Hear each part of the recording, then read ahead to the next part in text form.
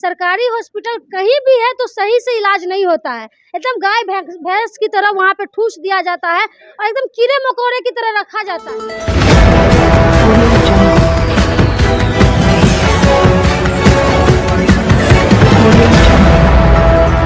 कोई सुविधा नहीं। रोड की बात कर रहे हैं कि जाल बिछा दिया है तो सिर्फ आपको मेन रोड सही मिलेगा, लेकिन आप वही गाँव की ओर जाइएगा तो फिर आप वही टूटी फूटी रोड आपको मिलेगा। कभी कभी बेटा नालायक भी निकल जाता है तो उसको विरासत से हटा दिया जाता है, जो नालायक बेटा होता है। तो वही है, तो हरलाखी ऐसा बेटा कभी एक्सेप्ट नहीं करेगा जो हरलाखी के लिए काम नहीं करेगा। हरलाखी विधानसभा पहुंच चुके हैं। जिस तरह से बिहार विधानसभा महापर्व चल रहा है, चुनावी महापर्व चला रहा है, और इसी चुनावी महापर्व में हम चुनावी यात्रा के दौरान हरलाखी विधानसभा पहुंचे हैं, जहां पे महागठबंधन की तरफ से सीपीआई को टिकट दिया गया है और एनडीए गठबंधन की तरफ से सुधांशु शेखर जी हैं, वहीं पे जन स्वराज की पार्टी से ठाकुर जी हैं और बहुत सारे निर्दलीय पार्टी भी खड़ी हुई है, बहुत सारी पार्टी आई हुई है। तो यहाँ पे हम पहुँचे हुए हैं, सीपीआई के कार्यालय पहुँचे हुए हैं।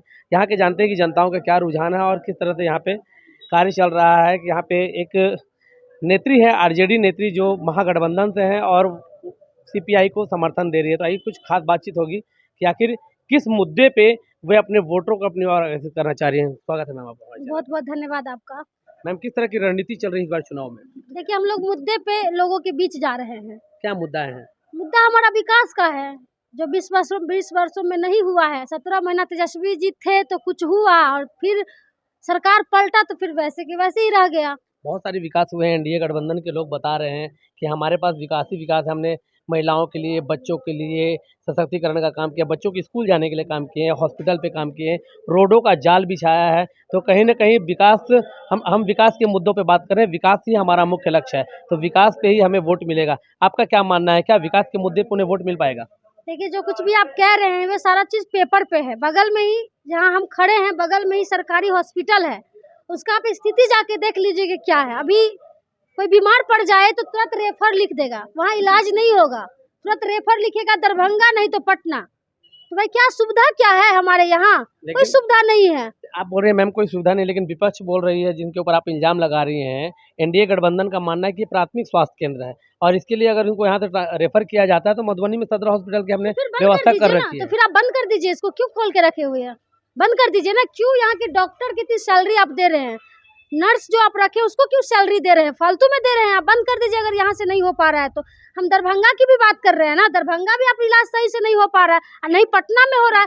सरकारी हॉस्पिटल कहीं भी है तो सही से इलाज नहीं होता है। एकदम गाय भैंस की तरह वहाँ पे ठूस दिया जाता है और एकदम कीड़े मकोड़े की तरह रखा जाता है। कोई सुविधा नहीं है। और आप रोड की बात कर रहे हैं कि जाल बिछा दिया है तो सिर्फ आपको मेन रोड सही मिलेगा, लेकिन आप वही गाँव की ओर जाइएगा तो फिर आप वही टूटी फूटी रोड आपको मिलेगा। मतलब ये जो लोगों को दिखाई दे रहा है वो देखने वाले है कि मेन सड़क अच्छी है, लेकिन गांव के लोग अभी भी दर की जिंदगी व्यतीत कर रहे हैं। बिल्कुल 4 व्हीलर से हम नहीं जा सकते हैं उस गांव में। आप चले जाइए बगल में ही अधवारी, चौटा, पुआम, बिरौली, सलहा, अधवारी, बिल्कुल रास्ता नहीं है, एकदम से रास्ता नहीं है। हम खुद भी अगर कभी जाते हैं, वहाँ कुछ घटना होता है तो हम जाते हैं तो गाड़ी हम पीछे ही लगा देते हैं, उसके बाद उस गांव में जाते हैं। पैदल जाना पड़ता है, तो बाइक से भी जाने में बहुत दिक्कत होता है। तो आप जाके देखिए, घूमिए। विधायक घुमा ही नहीं है तो उसको क्या पता। अभी घूमे नहीं है, बिल्कुल नहीं घूमे हैं अपने क्षेत्र में। आपके क्षेत्र में भी नहीं घूमे? बिल्कुल कहीं नहीं। 5 साल पहले चुनाव के टाइम ही विधायक जी घूमे थे वोट मांगने के लिए, चुनाव जीत के गए, उसके बाद फिर नहीं आए। अभी चुनाव है तो विधायक जी घूम रहे हैं, अभी तो पता कर रहे हैं कि भाई कहाँ क्या हादसा हुआ है। लोगों का मैम मानना है कि बेटा है, बेटा बन के काम करे, बेटा ना कुछ भी करे तो भी ठीक है, हमें कुछ भी नहीं करता, अच्छा नहीं करते तो बुरा भी नहीं करते, तो हमारे लिए विधायक ठीक है। कभी कभी बेटा नालायक भी निकल जाता है तो उसको विरासत से हटा दिया जाता है, जो नालायक बेटा होता है। तो वही है, तो हरलाखी ऐसा बेटा कभी एक्सेप्ट नहीं करेगा जो हरलाखी के लिए काम नहीं करेगा। हरलाखी के लिए एक होनहार बेटा की जरूरत है, जो हरलाखी का सेवा कर सके और हरलाखी को सही ढंग से, बेहतर ढंग से सींच सके। हरलाखी को कोई देखने वाला नहीं है। अगर कोई दर्द में है तो दर्द में ही मर रहा है, कोई एंटीबायोटिक नहीं बन के आता है कि उसकी दर्द को कम कर दे, दर्द को और बढ़ाने के लिए लोग आ जाता है। तो क्या लगता है कि मुरारी जी जो खड़े हुए हैं सीपीआई महागठबंधन की तरफ से, ये दर्द निवारक दवा का काम, एंटी वैक्सीन का काम कर पाएंगे आम जनताओं के लिए? बिल्कुल, आप इन पे भरोसा कर सकते हैं। और क्यों हम ऐसे ही आपको नहीं कह रहे हैं कि राकेश कुमार पांडे जी पे आप भरोसा करिए।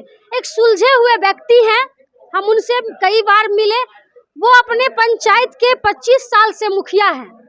अगर वो गलत होते तो कम से कम 5 नहीं तो 10 साल में वहाँ की जनता उनको हटा देते। भाई अच्छे नेता है, उनके अंदर ईमानदारी है, तब तो वो 25 साल से है। गिना दीजिए ना कितने मुखिया 25 साल से है, इक्का दुक्का आपको मिलेगा। उसमें से राकेश कुमार पांडे जी है।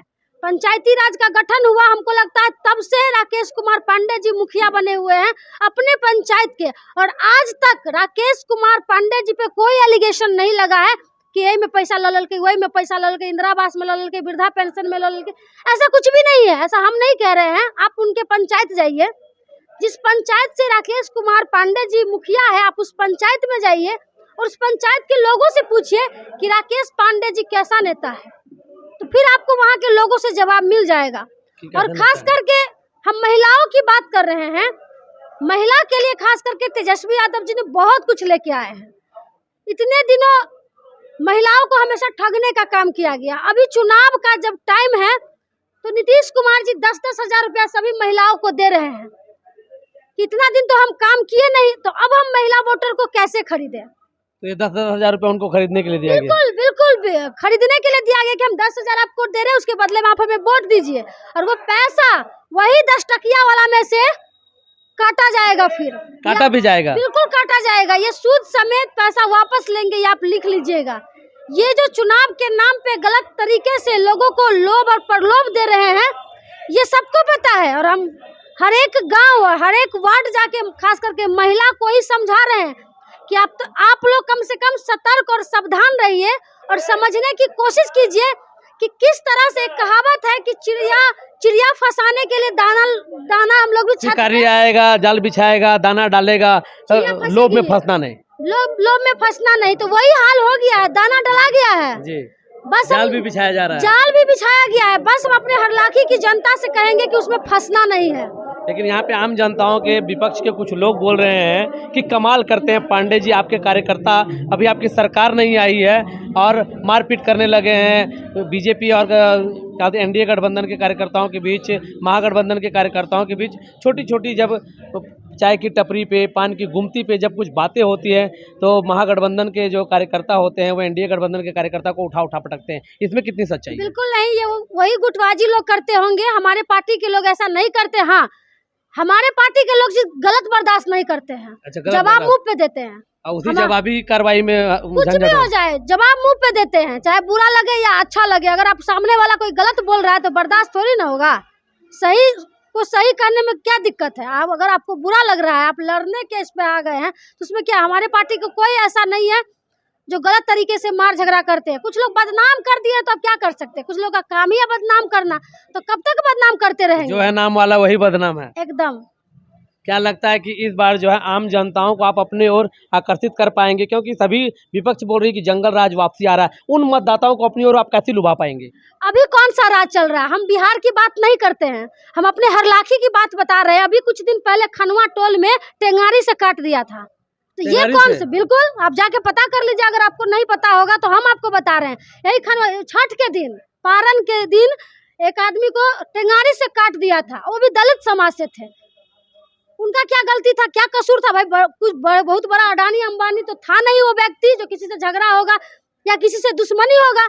ये नशे वाले जो लोग हैं, जो तस्कर है, और हमारे हरलाखी में तस्करी चल रही है। बिल्कुल। और ये पक्ष के लोग चुपचाप बैठे हुए हैं, कुछ भी नहीं कर पा रहे। वो लोग करवा रहे हैं तो उन लोगों को डायरेक्ट पैसा पहुंच रहा है, तो उन लोगों को क्या दिक्कत है? माफिया के द्वारा उन लोगों को डायरेक्ट पैसा पहुंच रहा है, चाहे थाना हो, चाहे विधायक हो, चाहे सांसद हो, सबका लिंक है। थाना वाला का तो मंथली बांध दिया है विधायक, 4 लाख 5 लाख का महीना, सब थाना से। मामा पासा बोले डर नहीं लग रहा है? क्यों डरेंगे उससे? क्यों डरेंगे? सच बोलने में क्या बोले कि महागठबंधन के कार्यकर्ता सच बोलने से कभी पीछे नहीं हटे, ना कभी डरे हैं। इसीलिए लोग बोलते हैं कि हल्ला करते हैं, झगड़ा करते हैं। इसीलिए कुछ लोग बोलते हैं प्रिया जो है एकदम फायर ब्रिगेड है, कुछ भी बोल देती है। कुछ भी बोलेंगे, कैसे नहीं बोलेंगे भाई? सही को सही बोलना क्या गुनाह है? नहीं बोलेंगे तो क्या, कब तक चुप रहेंगे? वैसे भी महिलाओं की आवाज को तो सरकार हमेशा दबाती है। जब जब नीतीश कुमार आते हैं तो उठा के थाना में बंद कर देते हैं। परसों नीतीश कुमार आए थे, बंद का 1 तारीख को आए थे ना, बंद कर दिए थे थाना में। क्या कसूर कर दिए थे हम? विपक्ष के लोग बोलते हैं प्रिया आती है भौकाल मचा देती है। क्या इस बार प्रिया सीपीआई के गठबंधन में समर्थन करने आई है? क्या मतदाताओं के बीच भौकाल मचेगा? देखिए, हम कोई भौकाल उकाल नहीं मचाते हैं, ये गलत बात है। हम लोगों की आवाज बनते हैं। जहाँ कोई नहीं जाता है वहाँ प्रिया जाती है, और कोई आए ना आए, प्रिया हमेशा हरलाखी के लोगों के लिए हमेशा खड़ी रहेगी। अभी जो मैम आप बोली हैं कि शिकारी आएगा, जाल बिछाएगा, दाना डालेगा, जाल बिछ चुका है, तो अभी जो महिलाओं के बीच जो है जाल बिछ चुका है, क्या उन महिलाओं को आप उस जाल से बचा पाएंगी? प्रिया राज उसमें सफलता हासिल करेगी? आजकल महिला भी बहुत तेज है और सब कुछ जानती है, सबके हाथ में मोबाइल है, सब कुछ देख रही है। महिला खुद कह रही है कि 10,000 रुपया ले लेंगे लेकिन वोट नहीं देंगे। इतना दिन उनको नारी शक्ति का कोई बात नहीं आया कि नारी को मजबूत करना है। आज चुनाव के समय में नारी को मजबूत करने आ गए। इतना दिन कहाँ थे? 10,000 में कौन चीज हो जाएगा? बता दीजिए ना। तेजस्वी यादव जी आएंगे, हर महीना माई बहन मान योजना के तहत सभी माँ बहनों को पैसा दिया जाएगा, 25-2500 रुपया दिया जाएगा। आर्थिक रूप से वो मजबूत होगी। उसके बाद हमारी ममता बहन, जीविका बहन, आशा, सबके लिए अलग अलग तेजस्वी यादव जी योजना लेके आए हैं। अभी जीविका दीदी तो रोज आंदोलन करती थी, उनके आंसू पोंछने वाला कोई नहीं था। जब वो पटना के सड़कों पे आंदोलन करती थी, मार मार के लाठी उसका सर फोड़ दिया, किसी का हाथ, किसी का पैर तोड़ दिया, वही जीविका दीदी का। आज वही तेजस्वी यादव जी ने ऐलान कर दिया है कि अगर हमारी सरकार बनती है तो सभी जीविका बहन को हम वेतनमान कर देंगे, सभी को सैलरी देने का काम करेंगे। तो अब क्या चाहिए? इंडिया गठबंधन में मैम अभी तक चेहरा सामने नहीं आया है, वहीं एनडीए गठबंधन ने ये जाहिर कर दिया कि हमारा मुख्यमंत्री का चेहरा ये है। तो क्या लगता है महागठबंधन की तरफ से मुख्यमंत्री का चेहरा कौन होंगे? हमारे पार्टी से जी वो तो तेजस्वी यादव जी है, क्लियर है, वो तो फाइनल है, इसमें कोई शक है? हम नहीं तय किए हैं, हमारी पार्टी ने तय किए, महागठबंधन सारे संगठन ने तय किए। हम कैसे बोल सकते हैं? तेजस्वी जी की तेज रफ्तार सरकार चेहरा पे देखने को मिलेगी। बिल्कुल, तेजस्वी यादव जी की अगुवाई में बिहार विकास करेगा। लेकिन कुछ लोग ये भी बोल रहे हैं कि अब नहीं चाहिए बिहार में, 9वीं फेल, फूट गया लालटेन, बह गया तेल। तो कैसे विश्वास दिला पाएंगे आप मतदाताओं के बीच, और अंतिम बार मतदाताओं से क्या अपील करेंगी? देखिए, अब ये मत कहिए कि 9वीं फेल, संविधान में ही नहीं दिया हुआ है कि 9वीं फेल या अनपढ़ चुनाव नहीं लड़ सकता है या मुख्यमंत्री नहीं बन सकता है। अंगूठा छाप भी मुख्यमंत्री बन सकता है और सिग्नेचर करने वाला भी मुख्यमंत्री बन सकता है। एक ड्राइवर से जाके पूछ लीजिए, आप जो गाड़ी चलाते हैं वो कितने पास होते हैं, आप जाके पूछिए। एक ड्राइवर से हम भी पूछे कि भैया आप कितने पढ़े लिखे हैं, तो बोले एकदम मूर्ख है। तो हम बोले गाड़ी इतना अच्छा से कैसे चला लेते हैं? तो बोले एक्सपीरियंस है। तो वही तेजस्वी यादव जी की एक्सपीरियंस है। पास और फेल होने से कुछ भी बोल लीजिए, जितना तेजस्वी यादव जी में शक्ति और पावर है उतना हमें नहीं लगता है कि बिहार को संभालने के लिए कोई किसी और में है। आम जनताओं से क्या अपील करना चाहेंगे अंतिम बार आप? सीधा कहेंगे कि झांसे में नहीं आना है, विकास पे वोट करना है, मुद्दे पे वोट करना है, हिंदू मुस्लिम में नहीं जाना है, रंगों में नहीं बंटना है, धर्मों में नहीं बंटना है, जाति में नहीं बंटना है। इस बार हरलाखी अगर वोट करेगी तो विकास के नाम पे करेगी, डेवलपमेंट पे करेगी, शिक्षा पे करेगी, स्वास्थ्य पे करेगी और यहाँ के आने वाले भविष्य पे करेगी। बहुत बहुत धन्यवाद मैम, आपने अपना समय दिया। खास मुलाकात हो रही थी, चुनावी यात्रा में हम हरलाखी आए हुए हैं। ऐसे ही और विधानसभा में हम आपको मिलाएंगे और भी ऐसे ही खास चेहरों से आपको मिलाते रहेंगे। तब तक के लिए आनंद में विदा लेता हूँ।